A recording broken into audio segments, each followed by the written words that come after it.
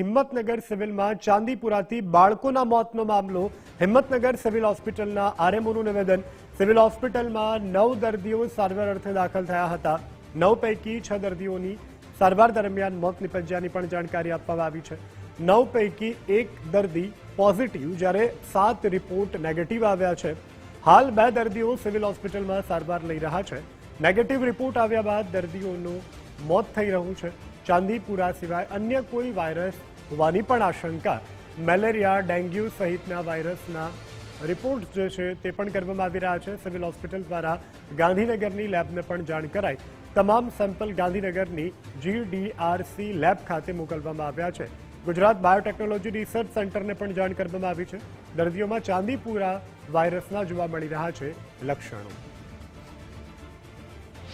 તો આપણે 9 શંકાસ્પદ એડમિટ થયા છે બાળકો, જેમની ઉંમર 14 વર્ષથી ઓછી જ છે.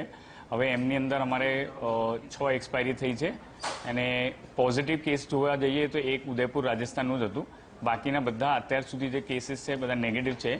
એક પેશન્ટને આજ સવારમાં જ એડમિટ થયું છે, એમની રિપોર્ટ અમે મોકલાઈ છે. અને કોઈ અનનોન વાયરસ હશે જો કે ચાંદીપુરા લાઇક બિહેવ કરે છે, એનું જો પ્રેઝન્ટેશન છે એનું જે ઇફેક્ટ આવે છે બાળકો ઉપર એ ચાંદીપુરા જેવું જ હશે.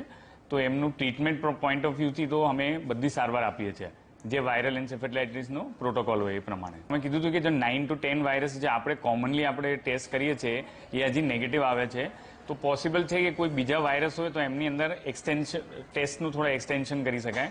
મે બી સબટાઈપ હોઈ શકે એમનું વાયરસીસનું, તો એ પણ ટેસ્ટ થાય તો વધારે સારું.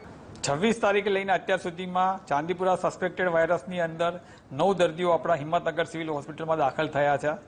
એની અંદર 8 જણનો રિપોર્ટ આવી ગયેલો છે અને 1 રિપોર્ટ આવવાનો બાકી છે.